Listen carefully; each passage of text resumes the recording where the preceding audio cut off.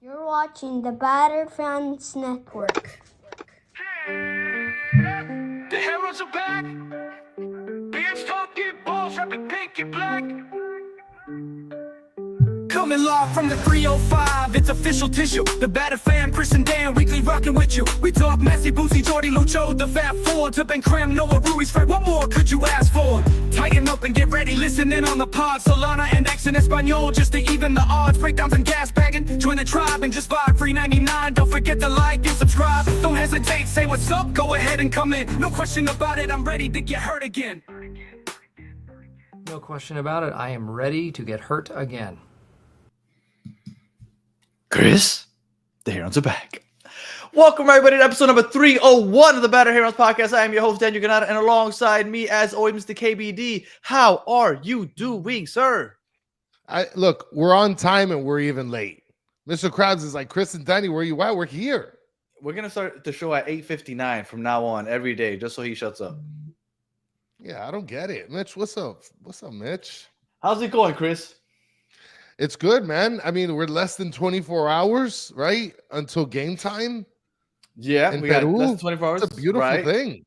And then we want to touch up on the Sanlehi one more time. We found out we're part of the Leagues Cup, which I didn't think was going to happen. We'll talk about that. Kind of part of Open Cup, kind of not. Universidad, a lot to get into, but we're going to do that with a very special guest today. We have Franco Panizo. There he is. Joining us. What's going on, Franco? How are you guys? Have you guys resolved the kissing cousins term from last time I was on? You guys were trying to figure that out. Yeah. Yes, apparently, I was on the wrong end of that. Apparently, it is a very common term that I was just unaware of. So there you go. So we put you on. We help put you on. Yeah. Danny's lost under a rock. I mean, like that's been around for like 475 years, Danny. Hey, listen, we're all getting older. We're all getting older, you know, but you got to try to keep yourself as young as possible, you know what I'm saying? You got to try to stay hip. I'm pushing 40. Chris is there already, so. I'm not there yet. You're putting me in a place where I'm not there yet. Just about there. All right. Franco, appreciate you joining us. A lot has happened over the last 48 hours, but let's start with yesterday's big news. Raul Sanlehi, the rental car salesman himself, is out as sporting director. In comes Guillermo Hoyos. I don't know how to pronounce it. Regardless, that's who's in. What did you think about the news when it just randomly smacked us across the face last night? Yeah, I mean, it's just I tweeted this out yesterday, and Messi's hardcore fans came quickly in numbers.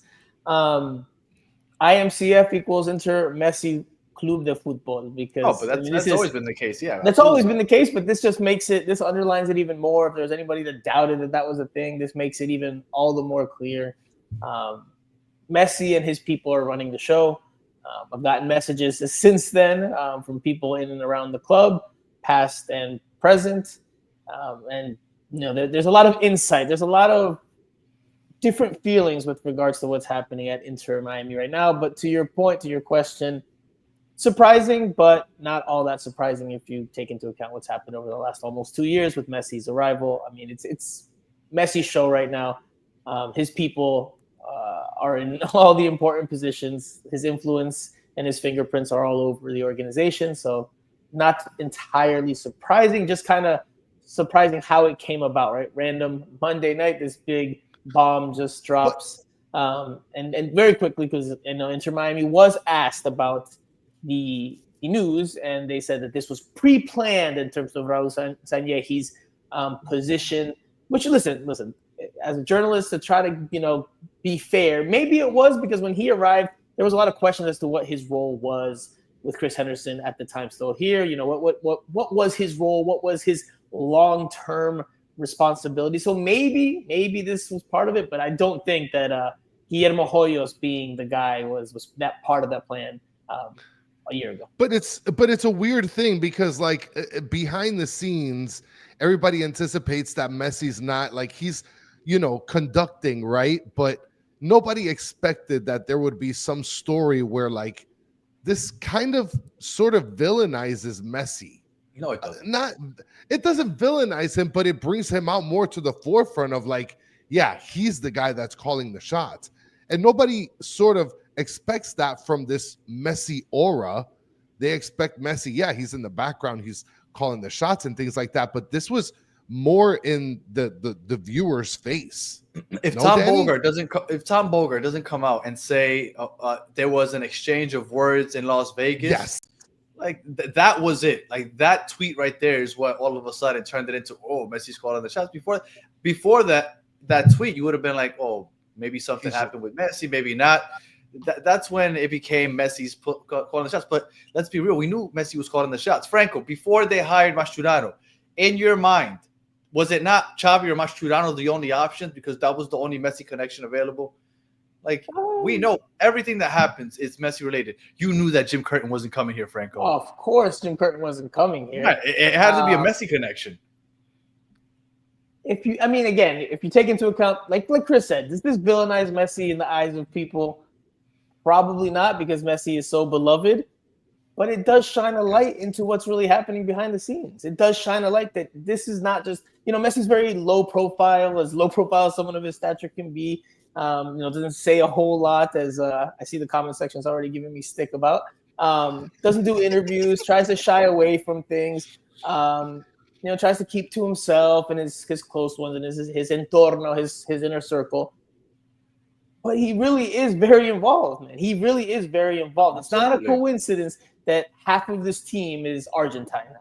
It's not a coincidence that there's people in all different positions within the organization, whether it's security, whether it's the equipment manager, whether it's the chefs, whether it's, he's got his fingerprints all over this organization. His influence is very, very real. He's definitely helping call the shots, if not calling the shots with his inner circle.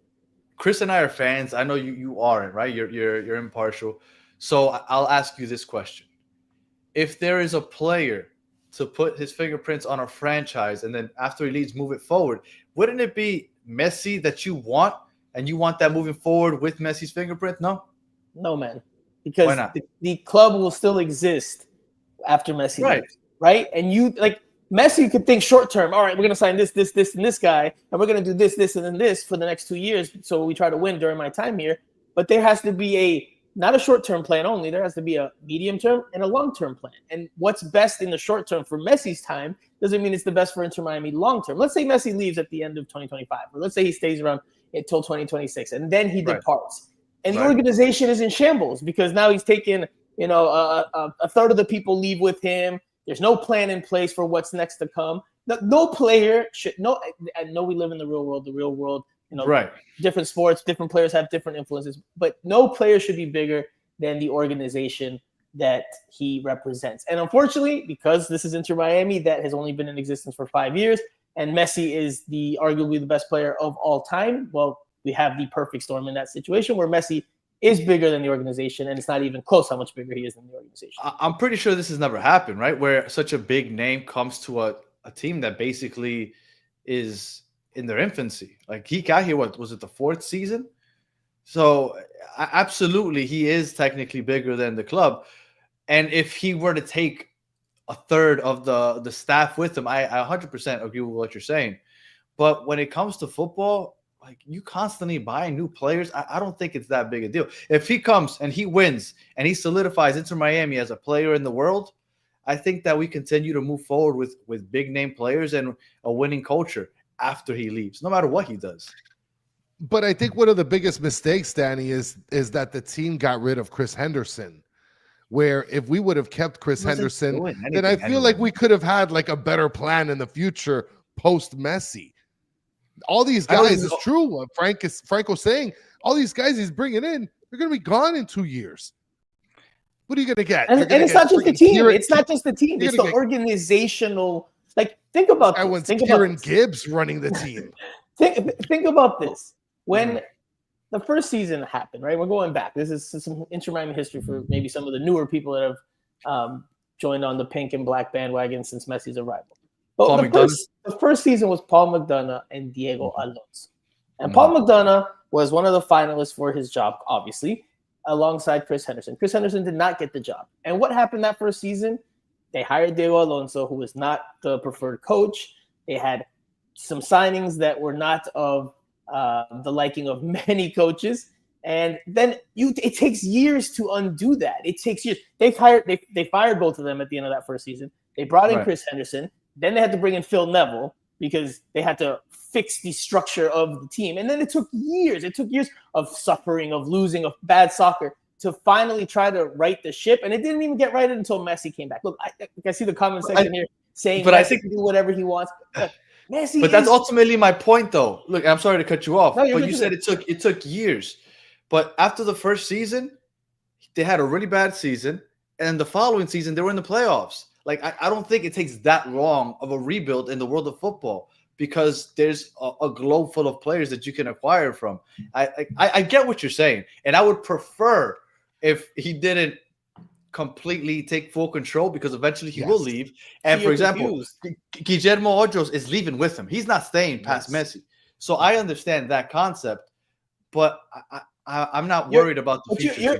MLS has confused you, Daniel, here in believing that because they made the playoffs in a league that more than half the teams make the playoffs, that is successful. That's not successful. That's not successful. Okay. Like, success is competing for a title. Success is getting deep into a postseason and being a real contender. It's not just making the playoffs. That is a great point that you just made. But after Messi leaves, at that point, we were only in our third season. Miami wasn't as big a destination as it is now. I understand after Messi leaves, all that can happen. But we made the playoffs. I know that's not a big deal after 2 seasons of having Higuain being the face of our franchise. After Messi leaves, I do believe we're going to keep attracting big-name players, and it's going to be easier to compete and not just make the playoffs. But you make a great point because, yes, making the playoffs isn't that big a deal because that doesn't necessarily guarantee that you're a title contender. All right. So Sanlehi's gone. What have you heard about this guy Hoyos? Is the football godfather? So if I'm being honest, and again, I've heard a lot of different things in the last 24 hours. It's not positive. It's not positive. Okay. You look at Jacksonville Armada, which is probably the closest thing that you can have to a U.S. team that he has had a big role in. And he was the head coach there in 2015, I think, if I'm not mistaken. I could be wrong on the season. He didn't last very long.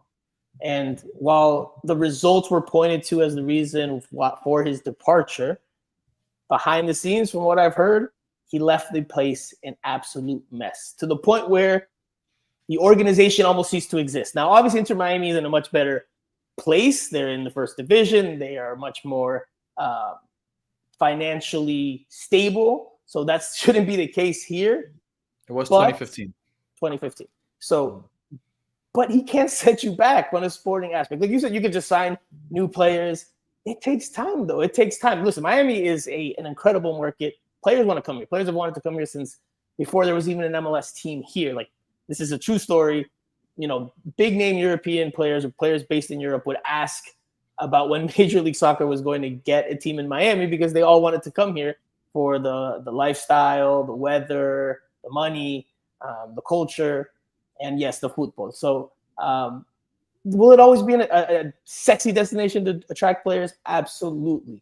Absolutely. But in a league where you have a salary cap and a budget and all of these roster decisions have an impact. Look, Emerson Rodriguez, which I think you guys talked about yesterday, he just now left. It took how many years to unload him? He's been on the roster for a minute. So all these things matter. These things matter in Major League Soccer. We're working in the look. Now you can cut 2 players during the season. Like, we're gonna get there, Franco. Don't worry. You're gonna be covering the championship team for as long as you're covering Inter Miami.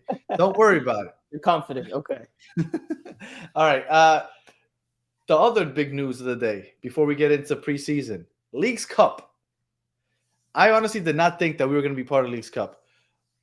Only because if we go far in Champions Cup, there's going to be a lot of rescheduled games. If we were to manage to somehow make it out of the group stage of the Club World Cup and advance an extra round or 2, they have to reschedule a couple of those games also. And when you look at the calendar, the only place to put those games is in August. And now that we have Leagues Cup games, which all take place during the week, they either have no hope of them advancing out of the Club World Cup, which fair, I don't think many people do, or they're not expecting them to go far anywhere. So this is just the base calendar. I'm going to cover your face real quick, Franco. This is just the base calendar, right? And then this is a Champions Cup games. You see, I put them. Those are all weekdays. And then those 3 little golden rings, that's the Club World Cup. But when you look at this, they're playing just about every Wednesday. And then when you throw in the Leagues Cup, like, you have no empty spaces in this calendar. I don't know what exactly the plan is, but it's a congested schedule. Not a lot of room to reschedule games. We were happy that they weren't playing during international breaks, but there's going to be games played during the international break without Messi if we advance far in some of these tournaments. What did you think about the League Cup announcement, Franco? I already know how this is going to come across, and I feel bad that I'm going to poo-poo on your excitement here for the Leagues Cup, but I don't give a crap about the Leagues Cup, man. They have the Club World Cup earlier in the summer. That's going to be that's going to drum up the buzz, right? That's where it's going to be really, really interesting. And then after that, they go back to the regular season, and then the Leagues Cup, which they've already won. So, like, what does winning the Leagues Cup do again for Inter Miami? Like, okay, cool, nice little moment with the trophy, but what does it really do? Does it say anything more about Inter Miami with Messi? Like, it doesn't really do a whole lot more. Like, they'll go for it, they'll compete. But I don't really see. Isn't the name of the game? Isn't the name of the game to win as many trophies as possible? If you win the Leagues Cup, right, and that's all you win this year. No, you can't just win it. Is that a successful season for Inter Miami? Absolutely not. But if you just win the MLS Cup, that's great. If you win the MLS Cup and you win the Leagues Cup, you're like, oh, I got 2 trophies this year. You know, it all comes down to that MLS Cup. That's what it comes down to. Absolutely. But it sounds even nicer when you. Sure. Well, look, it's like Copa del Rey. Like, who the hell cares about Copa del Rey? What you want to win is La Liga, and you want to win Champions Cup. But when you can win El Triple, and you're like, oh, okay. Yeah, you could have 3 chains instead of 1 chain. You know, 3 chains might be nice. Yeah, exactly. So you don't care much about the Leagues Cup, but what's your opinion? Do you care about the U.S. Open Cup then? Like, please don't tell me you care about that. From a historical standpoint, yes. From a historical standpoint, yes. Now, if we're talking Inter Miami and they have to play in one of the 2, I mean, I understand why they would put them in Leagues Cup.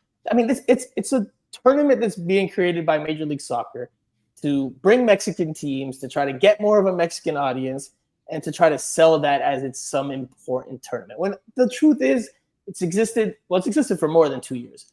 But we've seen it in now twice in this iteration, or this type of iteration of the tournament. The first year was exciting because Messi had just arrived and he was scoring golazos and he was exciting. Absolutely. And it was incredible. But last year, did it have that same energy? Did it have that same buzz, that tournament? No. And I don't think it's going to, after this year, especially after the Club World Cup, regardless of how Inter Miami does, I just don't see how people are going to get fired up about the Leagues Cup. I'm sorry. I know I'm poo-pooing on Daniel's excitement for the Leagues Cup return. No, I didn't think that we would be in it, and I don't care for it all. Look, I am, in that aspect, I am very Americanized. I want the MLS Cup, and give me the Champions Cup. But outside of that, I'm okay with no domestic trophies. I'm okay with no domestic tournaments. And I know that is blasphemy when you're talking football, but I don't really care for them too much.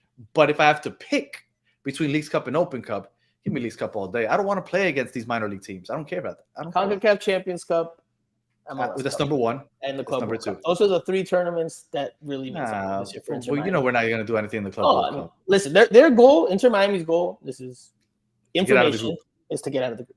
Yeah, and if they do that, they feel it's successful. If they it all rides on the first game, though. They have to win that first game to get out of that group. You can get by with, win or draw. You can get by. Yeah, you're not gonna beat Porto. I forgot what the. I mean, it's a cakey group though, Danny. It's not like we're facing against like. You are, man. Palmeiras is like the biggest club. Well, one of the biggest. You want to start off against freaking what's his face, Real Madrid, and what's these guys? These fucking big dogs that everybody else is talking about. 7 or 8 people want me to ask Franco about the Messi media. I promise you. I have that start. We're gonna at the end. Well, it's like I've seen it like 7 or 8 times already. So yes, we're gonna ask Franco about his want. Happy to answer. All right. So Open Cup. We are going to technically be part of Open Cup. Cupcake. We're going to be part of Open Cup. We're going to have the NXT, the MLS Next Pro Team, IMCF2 participate. I'm going to be watching. Like, They might get a couple wins with yeah, IMCF2. Probably not, but Santiago Morales will lead Inter Miami to final. Leo Alfonso will play for IMCF2. I'm going to be rooting really hard, probably harder than I am for Inter Miami in the League Cup, because I want them to prove what a horrible trophy this is. If our IMCF2 team is able to go out and win it, it'll be that's what I'm gonna root so freaking hard. I'm gonna go to the games. I'll go to the games. That's what I'm rooting for. We need to win that so we could call that trophy a shame. And Rocco's going to be the starter, Danny. He might be for sure. Guy could. All right. So, Chris, anything else on Open Cup, Leagues Cup, or Sanlehi or Franco before we move on to the preseason? I'm looking forward to the U.S. Open Cup, and I want to see the young guys destroy a couple teams. I mean, look, John Paul Terraza is saying Rocco's a starter. The Don Capacito, he says Rocco would dominate. Rocco MVP of the CWC. Look at that, Danny. Doesn't Rocco and Franco look a little alike? No, stop it. Stop it. You guys look a little bit alike. No chance. No chance. You just got to get just a mustache and get rid of everything else. It doesn't grow much further than this, unfortunately. So. Yeah, I can see the similarities. All right. So preseason. Franco, I think it's perfect that we've tried to get you on a couple of times. We haven't been able to work out. Perfect that you were on here because Inter Miami is heading to your homeland, Peru, and playing against Universitarios, which is, I think, if not the biggest club in Peru. Correct me if I'm wrong. That is correct. They are arguably the biggest team, but definitely among the biggest teams in Peru. Right. So looking forward to this. Is there anything that you could tell us about the visit to Peru, Universitarios, or anything that would give us, I mean, we want to watch it anyway, but more reason to want to watch this? By the way, if you missed the news, this will be streamed on Inter Miami's website. It will not be on Apple. So if tomorrow night you get home and you have the muscle memory to turn on Apple TV, do not. It's going to be streamed on intermiamicf.com. As for the game against game Peru, also. Yes. The next three, actually. Yeah. As for the game, I mean, it's Universitario. They are in Peru among the most talented teams, if not the most talented team currently. Do they play in Lima? Yes, they play in Lima. Okay. Their home stadium is the one that Inter Miami will play in tomorrow, Estadio Monumental, which I just visited in November. It's very big. It's supposed to be a packed house. The atmosphere should be very different than the first game against Club America, where they had the Club America fans expressing their disdain for Messi and making them feel a little unhappy there. It should be more of a party, more of a celebration. I prefer what Club America fans did. Like when NYCFC, when Inter Miami was showing up in the bus and they were all cussing out Messi and Inter Miami, I love that. I don't understand why people want other teams to celebrate Messi. We celebrate Messi. He's on our team. But I'm sorry. Everybody should be cussing him out. He plays for the other team. I don't get it. Like Redondo came out and what was it he said? He said something about like they're not like grateful or something. Like, why? Why would they be? He plays for the opposing team. You're the opponent. It goes back to the point from earlier here in the pod about Messi and the aura, his fan base, and his aura, and the aura, yes. And the fact that this is, if we're being honest, his goodbye tour, right? Not this year essentially, but his Miami stop in his career is essentially his farewell tour as a professional footballer. So it's for most people and around Messi, they want it to be a celebration. Something where he's distinguished and cheered for, and it's not like where the opposing teams are booing him and saying mean things to him and criticize. But like you said, it's part of it. It's part of the game. Since when are opposing teams supposed to cheer for the opposing player? I don't like. It's awful. It's incredible. But that's the culture now that exists around Messi and Inter Miami. And I know a lot of It the is, comments Danny. here are very pro Messi, and with good reason. He's, if you're a fan, and he's The GOAT. yeah, he's a great incredible. football He's incredible. player. He's incredible. But if I am on the opposing sideline, I mean, I can have respect for him. You can appreciate what he does, but you don't need to make him feel any more comfortable than he already does. If you want to make him feel uncomfortable, absolutely. This is in my house. Like, this isn't just for the show. Like, I have this in my house. This is a Messi sketch. Like, I love Messi, but I promise you, if I go to Colombia and we're playing against Argentina in a qualifier, I'm cussing him out from the stands. Like, I'm sorry. Like, she's playing for Argentina. I'm Colombian. Like, it's like, I don't see what the big deal is. I really don't. So you were cursing at him last year at the Copa America final here at Hard Rock Stadium? All through my TV? Nah, not really. He didn't. I'm about to ruffle some feathers, but he didn't do much in Copa America. But whatever. But I didn't say that. All right. So comment section, calm down. I didn't say that. That was Daniel. That was the other Latino guy right here. No, don't worry. They look. I love Messi, but they kill me for it anyway. But look, I am pro Messi. I love Messi. I said that I would never get a name on the back of my jersey, but once Messi got here, I've been getting Messi on the back of my jersey. Absolutely every jersey I get. But if he's on the opposing team, I'm sorry, I'm cussing him out. But it is true what Franco's saying. It's the whole aura deal. Like, you have players that are literally begging to get him to autograph their jersey at the end of the game, I will even share during with the game. Chris, I will share This is with a you good point, Sergeant. Good. No, I want to share with you guys an anecdote to build off what Chris just said very quickly before I forget. This is insight into just how the Messi aura is. And again, it's not a surprise, but it's just to give you guys an example. After the Leagues Cup final, your lovely Leagues Cup, Daniel, in 2023, after Inter Miami won the championship, they were celebrating on the field. I think it's at Geodis Park, Nashville Stadium.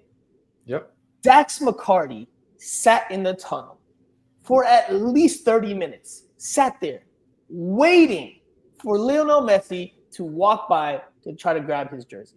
Like, he literally sat there. They had just lost the final, and he just sat there for 30 minutes to wait for Messi's jersey. And after which, a couple hours later, when he got home, I believe if you go back on Twitter and see this, he posted a picture with it, and there was and it brought the dialogue of like, well, he doesn't care about the final because he's posting Messi's picture, and then other people who were pro Messi were saying, well, it's the greatest of all time, so it's fine. He put his blood, sweat, and tears on the field, so it means a lot to like. So then it goes back to this point, like, if this was a World Cup final, is the opponent sitting there in the tunnel waiting for Lionel Messi to exchange jerseys? No.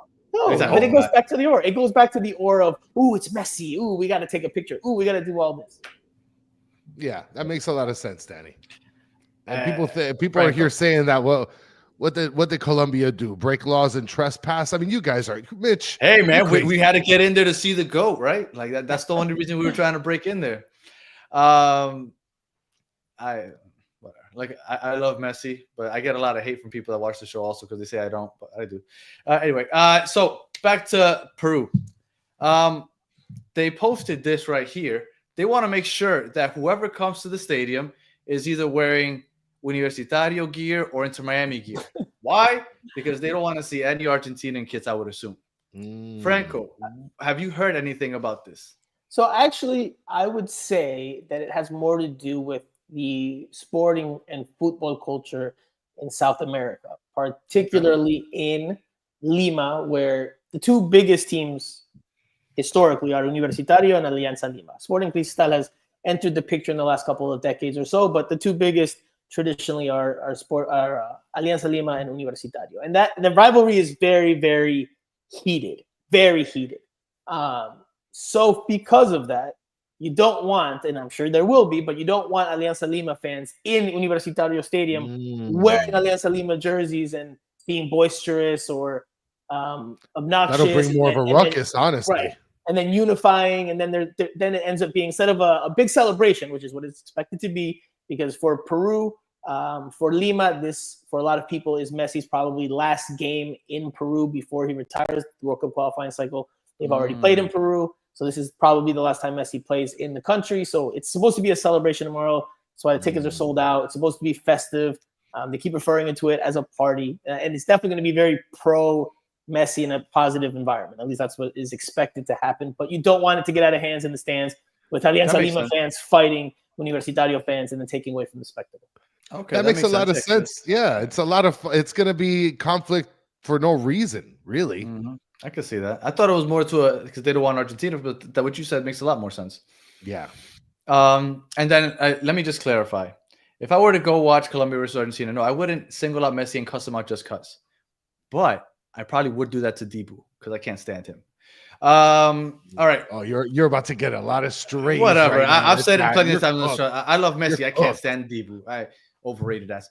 Franco, who do you think any of our new signings will be playing? Because I thought that Falcon might have his visa thing whole fixed by now, but it doesn't seem like it. Do you think we're gonna have any of our new signings playing on tomorrow night? Well, Falcon hasn't even been announced yet, right? So, is there a chance that one of the newcomers play? Yes, and I'll tell you why. Because when we went to training on Monday, two players that were not there were Oscar Ustari and David Martinez. And we were told, this is information, that a few of Inter Miami players were already in Peru trying to sort out visa situations. So it all comes down to the paperwork, the bureaucratic nonsense. If one of the newcomers, Tadeo Allende, Telasco Segovia, if one of them, boom, got the stamp of approval, then yes, he's eligible to play tomorrow. If he's with the team, he can step on the field. So it's possible. I don't have any inside information as to whether someone has or has not. Inter Miami's not publishing reports of who's playing in each game like they did a preseason ago. But I would say unlikely, but not impossible. So maybe for Sunday, but not for tomorrow. So the only new face we're going to see tomorrow, Chris, is Kremaki probably. Well, I mean, I do think that a lot of the other guys are going to get more playing time. You think Messi's going to play the same amount of minutes that he played against Club America? Absolutely not. There's no way he's going to play the same amount of minutes.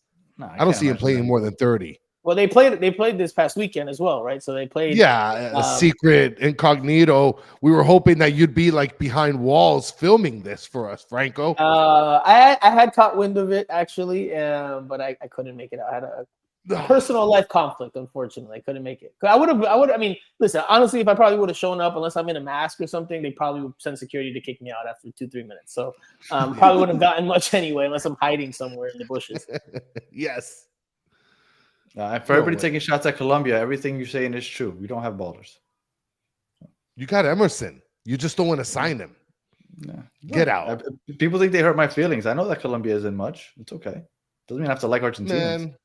Soccer players. And Reynolds, it's 2 O's, no U. Please. Yeah. It's all right. Oh my God. We're gonna ask him the media question. I promise, people. Guys, we're gonna get there.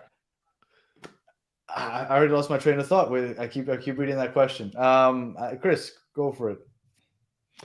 I mean, other than that, listen, I'm looking forward to the game. Honestly, Danny, it's going to be a freaking blast. And on top of that, it's like what Franco said, it's going to be literally the last time he's going to be in Peru. So I think that it's going to be a hell of a showing. This is very farewell toury. But I think it's a good thing. I think it's good. I think that Honduras is probably going to fill too. This is a nice tour. It's not like last year's. Franco, if Rocco doesn't start tomorrow night and it's Ustari, can we finally put this whole Rocco might start thing to bed? Because Rocco cannot be the starting. He has literally. Unfortunately, it is. He's become Chuck Norris on our show. He's become Chuck Norris. Yes. Like with all these. What was it? My favorite one was Rocco, and it was on the Spanish show last night. Rocco flew to the Virgin Islands, and when he came back, they were just called the Islands. Nice. That was nice. That was good. That was good. I didn't know that was a thing. Well, there's a combination here happening, right? I mean, 2023 Drake is not 2024 Drake. 2024 Drake was bad. Not bad, but like not as good as the year prior. He dropped off, right? He regressed. He didn't continue. He took a step back. So exactly. So when you have a goalie taking a step back, the backup quarterback syndrome kicks in, and you have the backup goalie who looks bright and shiny. He lets a roller get in. He lets a funky goal get in, has blocks of his life during penalties, and now he's one of the greatest goalies of all time. I didn't know that was a thing. and it's. Listen, I respect all opinions. Se respetan las opiniones. But that's just incredible to say after one preseason game where he had a complete blunder on a goal. Yes, he had a great penalty kick shootout, which, by the way, some of the kicks were horrendous. Right, and they were over the bar. I think one of them was even over the bar. So, I mean, did he do well in the penalty kicks? Yes. Would you call him la figura del partido? Maybe. But to say just because of that he's ready to start. Look, I think what it comes down to is Drake. Is that, like Chris said, Drake Callender in 2023 was very, very good. In 2024, he did not progress. He regressed as a goalkeeper. That one goal against New England is probably the low light or the most emblematic of his season, where he has the ball slip through his arms and through his legs and it goes into the back of the net. I mean, he didn't have the type of season you would expect. On top of that, he doesn't fit the style of play that Inter Miami wants to play. He is not good with the ball at his feet. He has gotten better than where he was a few years ago, but he's just not comfortable with the ball at his feet. He's not that type of goalkeeper. He can be an incredible shot blocker, although even that is inconsistent, but he can be. But with the ball at his feet, he's not good. Rocco Rios Novo is of that ilk, is of that quality that he can play with the ball at his feet. Now, it does not mean he's better all around today than Drake Callender. But I think what is happening is people are ready to, some parts of the fan base are ready to move on from Drake with just reason and are ready for something else. And right now, the something else is Ustari or Rios Novo. So, like backup quarterback syndrome. All right, well, pick one of the backups because they have to be better than what we've got because he's not good enough. If we had to pick one of the backups, who would you go? Injured. Drake is apparently injured. I have questions as to the injury per se. Look, we spoke to him when preseason started. He was with the U.S. men's national team, and the U.S. men's national team brought him to do interviews. And I asked him about, I don't know how much he pays attention to the outside noise, reports, rumors in the offseason. You almost got nevelled. Not even close, man. Drake handled it very professionally, and I still will wear that moment with Phil Neville as a badge of honor. It was great. Shout out to Phil Neville. Drake responded, and I think this goes again back to the earlier point from the very beginning of the show. He said, "I'm ready for anything," which shows insight into a goalkeeper, which knows he may not be here. He may not be here. He may not be the number one guy like he has been for the last couple of seasons. And I think that shows you his mindset. And again, going back to Messi with all the Argentines and the style of play that they want. I mean, how do you feel that the Americans in this team feel like? Like, do you think that they feel part of the whole thing? Do you think Julian Gressel and Drake Callender? Those are the only two, right?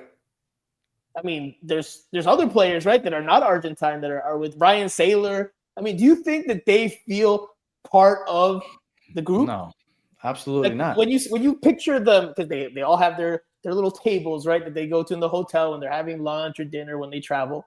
Like, it's probably a table where it's like Ryan Saylor, Ian Frey, Noah Allen, Julian Gressel, Drake Callender. Do you think those guys feel at ease with what's happening with the team right now, with the amount of players that are coming in from abroad? Do you, like with the coaching change that happened? I mean, does anybody really still believe that Tata Martino left on his own accord? Is anybody really believing that after the news that we got last night? So, I mean, so it goes back. These are all team dynamics that come into play. Like most people, fans, reporters, you focus on the game day. Tomorrow we'll focus on, the 4-4-2 that Mascherano trots out against Universitario and how they play and how they perform. But there are so many dynamics that go into being a successful team behind the scenes that are just not in front of the cameras, but that do play a major part in how successful a team is. Now, Danny, you asked the question, who would he pick? You're talking about amongst the three goalies, right? Oh, between Ostadi and Rocco. No, I assume he's going to go Drake if he has to between those three specifically. Oh, yeah, absolutely. But between Ustadi and Rocco, who would you pick? Ustadi. Yeah, okay. That's what I figured. I figured Rocco's the third string, yeah. Yeah. But Rocco Rios Novo did play under Javier Mascherano's tutelage at the Argentina youth team that played in the Preolímpico last year. Was he part of the youth team? There's three players currently that are signed by Inter Miami that played under Mascherano in that Preolímpico. Redondo, Lujan, who we have not seen, but who they have officially signed, and Rios Novo. The fourth one, Baltasar Rodriguez, which I've been told is on his way. That will be the fourth guy that played in that Olympico. And then that finally gets rid of Farias, because we've been waiting for that also. He's already in Argentina, so it's just a matter of when. Yeah, the official paperwork. All right, and then I guess we'll end it with this before we get to a quick gas bagging. Is there anything you're looking for? I'll start with Chris. Chris, is there anything you're looking for here coming up tomorrow night from Inter Miami? I'm going to be looking more towards the younger players, how they play, because they're going to get a lot more minutes.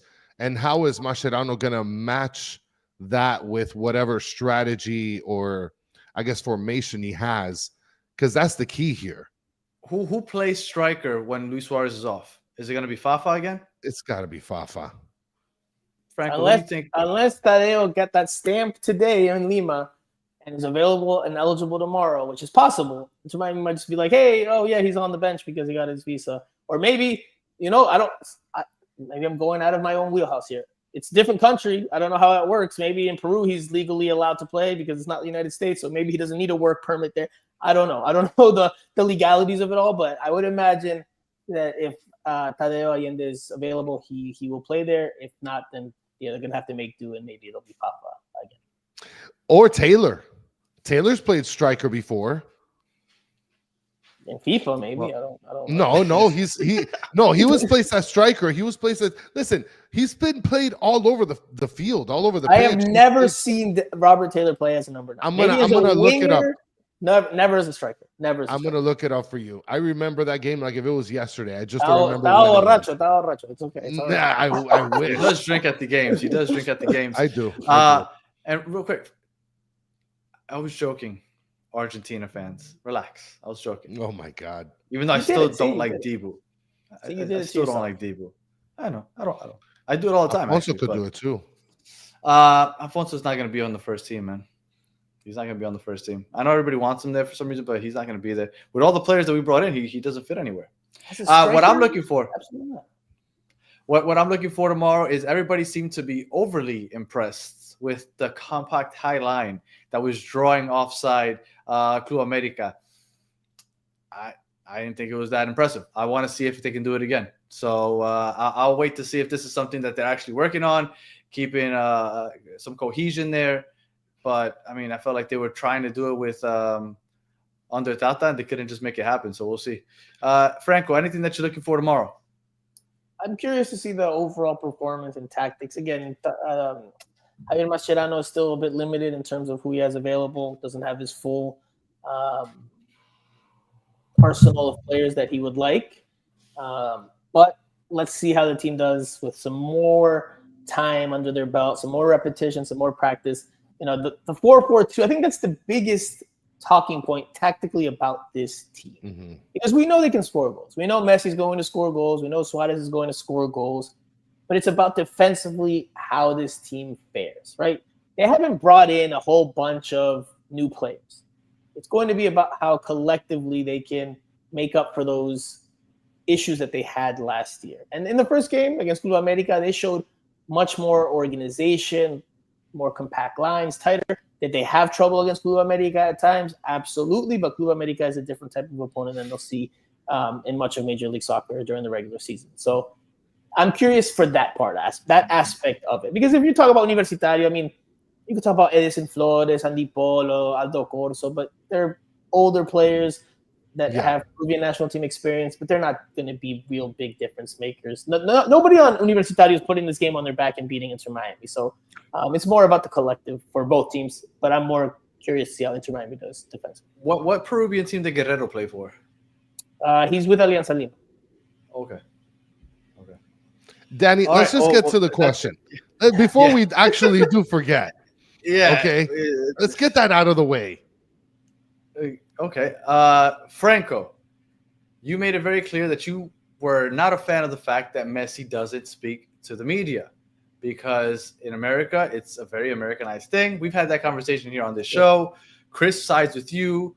I don't care that he doesn't speak, because I talked to you guys before the show started. I don't care for player interviews. I'm okay with maybe coaches. I think the coaches give me a little more insight. but players, I don't really care for it too much. I know Simon has been on it. Simon might be Phil Neville. I don't know. Franco, just tell us what it is that you think and why you think it's a big deal. Or Simon says why you're crying about it. I will answer your question with a question, and then if you want me to really go into it, I can. Go for it. Why do you not want Messi to speak? Why would you not want to hear what arguably the greatest player of all time has to say about a game, about the performance, about the win, about the great performance that Ian Frey put in this victory, or the terrible blunder that Rocco Rios Novo had in goal? Why would you not want to hear the richness that he can provide in terms of his viewing or his vantage point of the game? Why would you not want to hear that? Because most players, and I can't speak for him, but even though he doesn't like speaking, probably even worse, you could probably chat GPT whatever answer they're going to give. We played hard. We played hard. We didn't get the job done. It's a collective effort. Like, it's going to be such generic talk that it bores me. And I don't care for it. Now, do I like when they speak to the coach? What tactic did you play? Why did you play this tactic? Why did you bring this guy in? But when it comes to the players, me personally, and I know I'm in the minority, because even though people are questioning what you're saying, I know a lot of people would enjoy listening to him, because when he's on an actual interview with anybody, that thing blows up because people want to hear him speak. So I agree with you. People do want to hear it. Me personally, I don't care to hear it, and I don't think it's that big a deal. But I think, Danny, that it's fair for media, especially media that cover this team, to expect that Messi is available for, like, I don't know, like a 5-10 minute window of questions. Have you ever has he ever been available to you guys, Franco? So since Messi arrived here in South Florida, he's done one interview with local media. It was the press conference before your beloved Leagues Cup final in 2023. It was technically his introductory press conference, which came like a month after he had already arrived. So he did the jersey holding picture and everything. He spoke, said a lot of the same things repetitively. But that is the only time he has spoken to us. Look, for Messi fans and people that are pro Messi in the comment section, I'm not going to sit here and change your mind. Your mind is already made up, which is fine. You don't want Messi to talk? Okay, fair game. But guess what? The rules in MLS are that players are supposed to speak regularly. Now, that doesn't mean he has to speak every day. Doesn't mean he has to speak every week, because a player of his caliber, I get it, he's got a brand, but he should talk. He should speak every now and then. It's part of his job. His job is not strictly to play soccer. His job is to help grow a team, grow a league, and he does not just do that by scoring goals. Yes, that is the biggest way he helps grow it, but it's not the only way he helps grow it. His words, his image, has an impact. It has an impact, and people will tune in. If he had an interview tomorrow at Chase Stadium or at Estadio Monumental in Peru, we're all tuning in to see what he has to say, right? And because if Messi tomorrow said, Danny, come on, man. There's a reason why I asked you if you've ever, because if you would have told me you've spoken to him 4 or 5 times, I would have believed you. I know he's had interviews with South Americans and stuff. Like I think I saw something that he did like maybe a month or 2 ago. I promise you, I haven't clicked on any of them. Like, I am not interested in what he has to say. So you wouldn't want to know what happened with him and Raul Sanyehi? You wouldn't want that question asked and hear what he says? What do you think?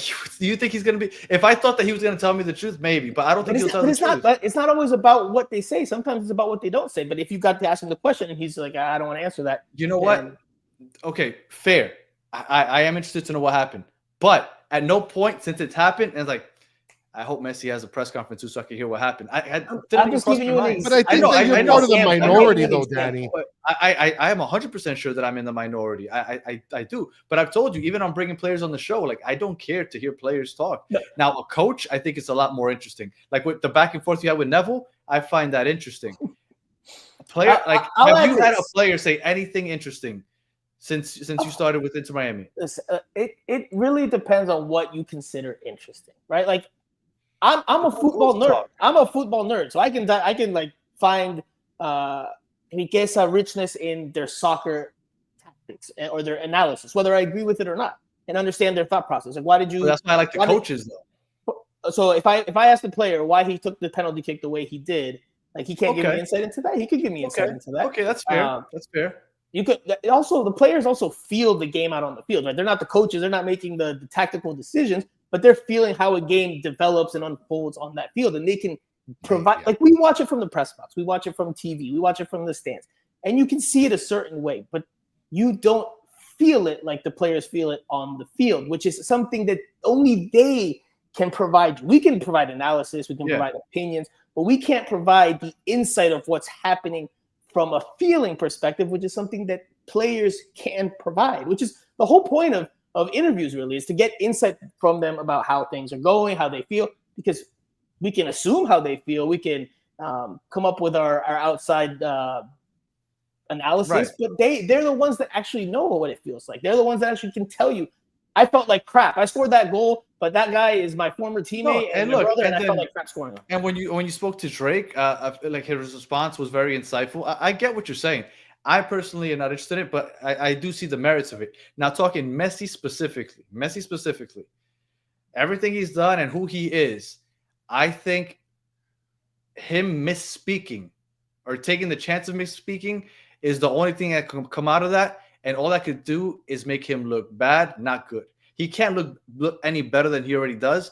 The only thing he can do by opening his mouth is possibly say something wrong that people will run to and try to, because there's a lot of Messi haters now in the MLS and everything, and try to kill him for. So I think that might be another reason as to why he doesn't speak, because in reality, he has nothing to gain because he is who he is already. He's at the end of his career. And I think he has more to lose by maybe possibly misspeaking. Also, if he talks marvelous things about Drake Challenger, then he's at risk of saying something. Like, I get what your point is. Like, if somebody asks him a tricky question and he mishandles it, yes, of course. I understand what you're saying. Yeah. But again, these are professional players. They get paid millions of dollars, especially Messi gets paid millions of dollars to be a professional. And a professional has more responsibilities and duties than just playing on the field. That's just the reality of it. Look across the NBA, the NFL, MLB. Look at even the leagues. Look at soccer leagues across the pond in Europe. Does every player speak every single day or every week? No, but there are interviews, right? There's mixed zones where players walk by and they do interviews after games. This is a serious question because I'm not 100% sure.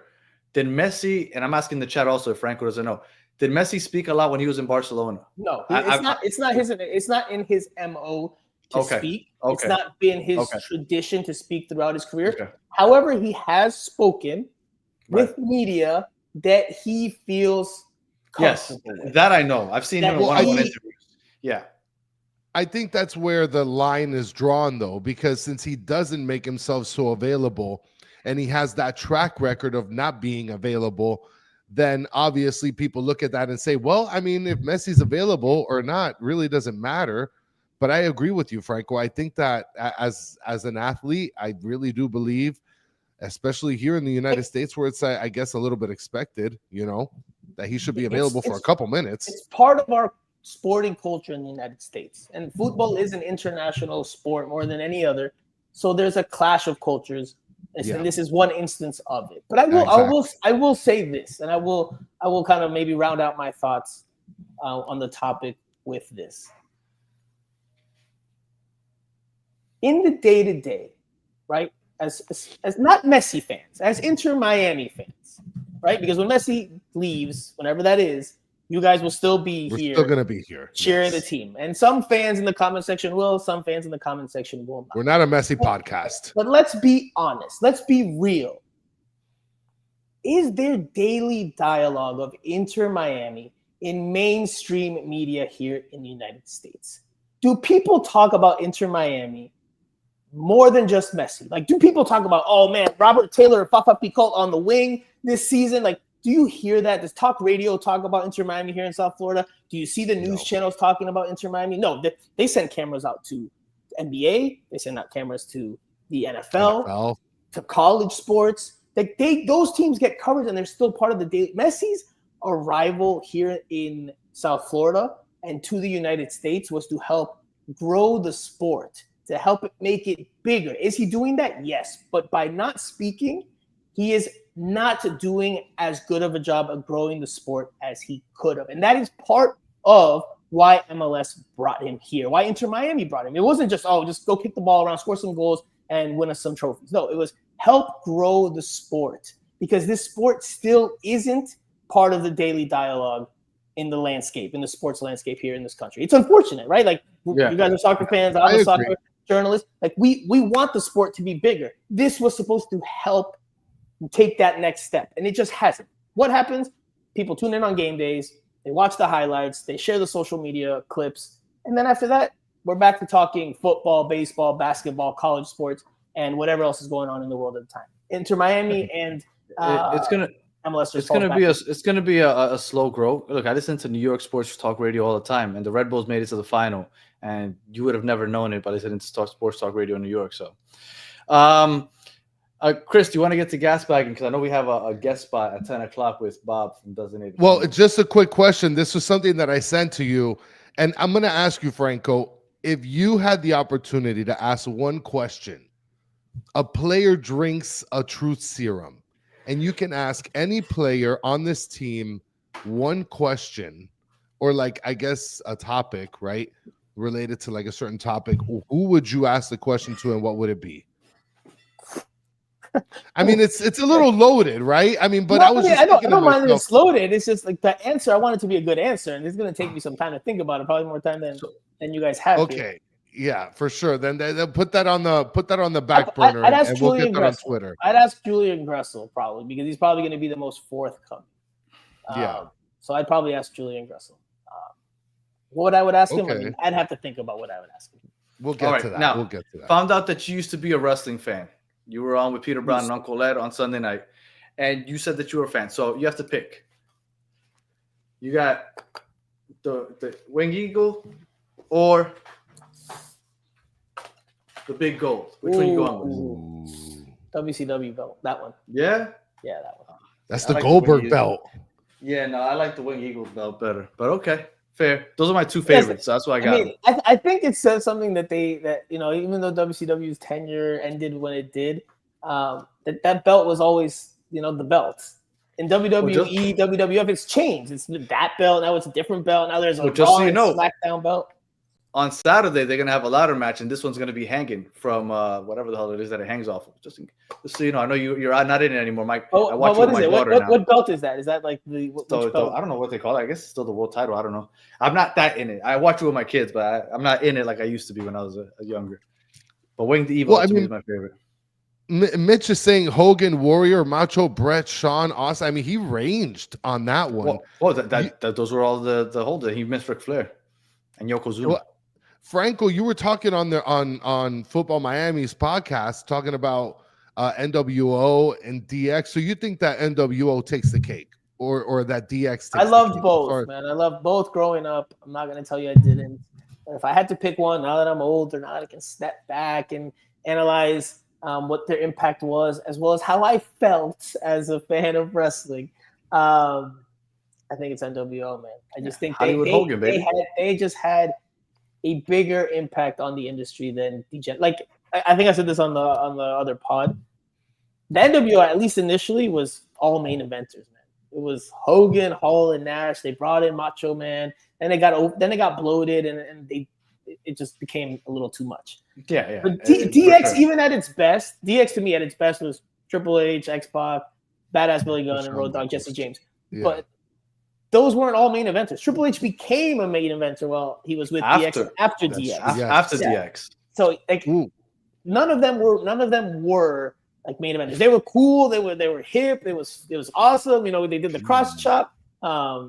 Nation of Domination over DX. I love D'Lo Brown. D'Lo Brown was my favorite in Nation of Domination. Are you kidding me? Brown was the DX imitation of Nation of Domination was better than Nation of Domination. With Owen Hart's big nose for Triple H, yeah, for sure. That was better than the real Nation of Domination. Yeah. I do think that the NWO literally had the biggest power in terms of like they turned the whole thing around, because at that point nobody was watching WCW.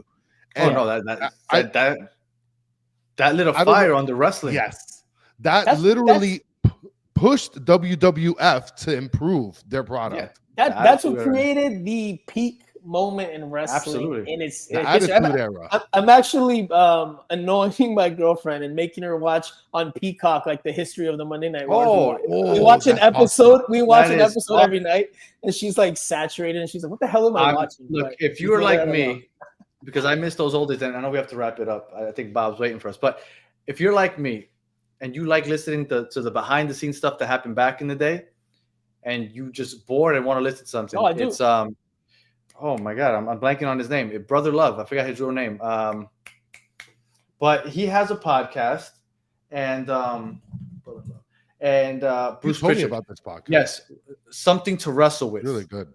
Bruce Pritchard, and he has like 400 episodes by now. But he started like 8 years ago, and he was Vince McMahon's, and I mean up until now, his right hand man.